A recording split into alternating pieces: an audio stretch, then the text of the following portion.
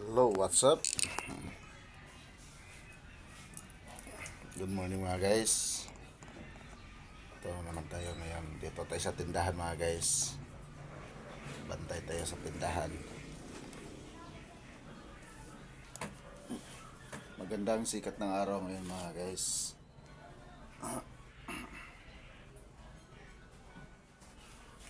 Medyo maganda ang kondisyon ng panahon ngayon.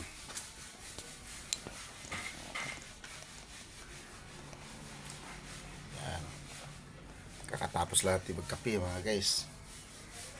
You know, laki na kapihan ko. Ayan. Kape-kape pag may time.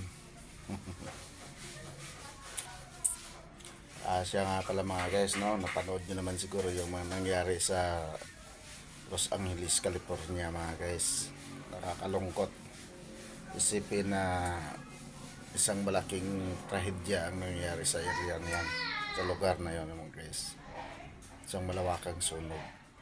Pero ganun talaga ang buhay mga guys. Sana nga lang maapulan na yung apoy na yan at hindi na kumalat sabi pang mga lugar dyan sa paligid ng Los Angeles, California. At isa itong ano mga guys, isa itong ano, babala na kailangan nating higpitan ang ating pananampalataya sa Diyos Amang makapangyarihan mga guys. Huwag tayong magluluwat sa Kanya. Huwag tayong magiging palalo sa Kanya mga guys. Yung sambahin natin siya, igalang natin. Kasi ang hindi natin paggalang sa ating Diyos Amang makapangyarihan ay isa itong indikasyon na wala rin tayong galang sa ating kapwa mga guys.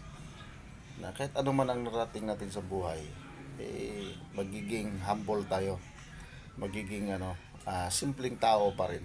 Kahit nakahiga ka na sa maraming salapi, kahit naglalakihan ng iyong mga mansyon, dapat na neutral tayo lalo pagdating sa ating dakilang tagapaglikha. Kasi kahit ang buhay natin pag ginusto niyang kunin, kayang kunin mga guys Kaya yan yung ang nangyayari dyan sa Los Angeles, California ay isa itong malaking halimbawa na dapat nating titignang mabuti kung paano nangyari, ano ang umpisa at ano ang magiging dahilan. Kaya lang sinabi ng marami mapanood dati sa YouTube, sa Facebook na dahil doon sa sinabi ng isang host sa isang event na kinutya niya ang Diyos Ama na Creator of Universe, zero mention, zero mansion daw. Mantalang siya, ang iyang magulang ay may mga mansion. Pero ngayon, pareho na sila. Kumbaga zero mansion sa sinabi niya yung ating Diyos Amang makapangyarihan, parehas na sila.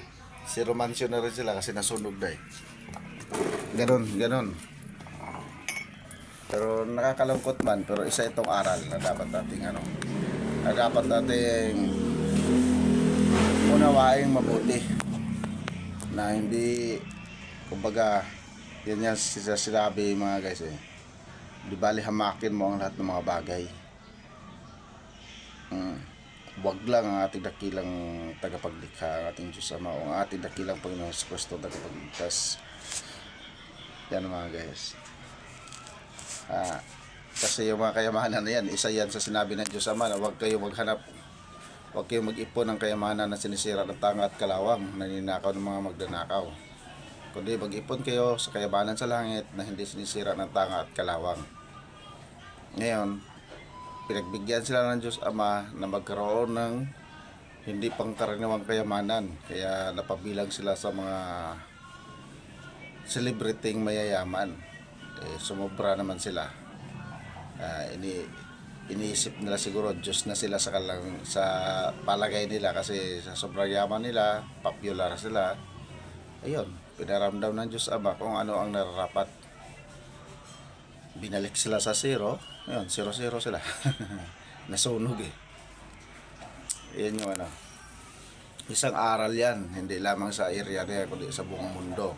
Sa lahat ng mananampalataya sa ating dakilang lumikha, ano man ang relihiyong mayroon ka, dapat talaga humble. Dapat talaga Sabi nga mga guys magyabang ka sa kapwa mo, wag sa ating dakilang tagapagligtas, wag sa ating dakilang tagapaglikha. Pero kahit nga mga guys magyabang tayo sa ating kapwa, kasalanan pa rin Kasalanan pa rin. Lalo na sa ating Diyos Ama. Yan siya na mismo ang ating kinukutya. Kaya malaking kasalanan pa rin. Isa itong aral mga guys. Isa itong aral para sa lahat. Kaya dapat magnilay-nilay ng marami mga guys, sapagkat ang lahat ng nakasulat sa banal na kasulatan ay nagaganap na. Kaya kung ano man ang relihiyong mayroon ka, dapat ingatan ninyo ang mabuting balita. Ingatan niyo kung ano man ang nakasulat sa banal na kasulatan. Ayan mga guys.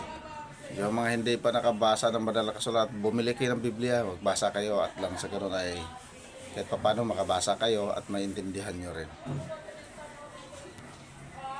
Marami kasing mga guys, komplikasyon Kaya yun yung sa hirap ng sitwasyon ng mundo natin ngayon, palapit na tayo doon sa sinasabi ng marami na ang pagbabalik ng dakilang tagapagligtas, ang ating dakilang Panginoon si Kristo.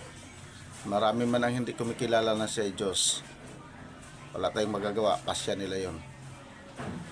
Yan. Kaya sa mga kumikilala ang ating dakilang Panginoon si Kristo ay ang Diyos Anak, congratulations sa inyo mga guys.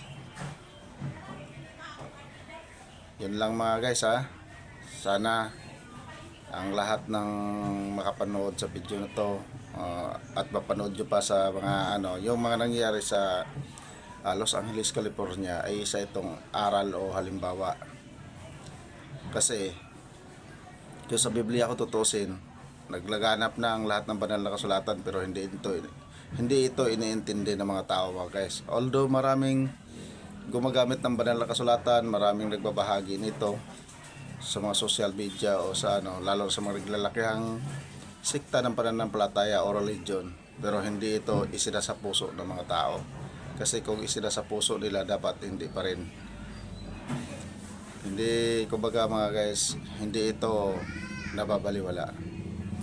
Kaya ako sinasabing nababaliwala kasi binabahagi ng mga pastor na, ministro, ano pa man, pero hindi naman ito ginaganap ng lubusan.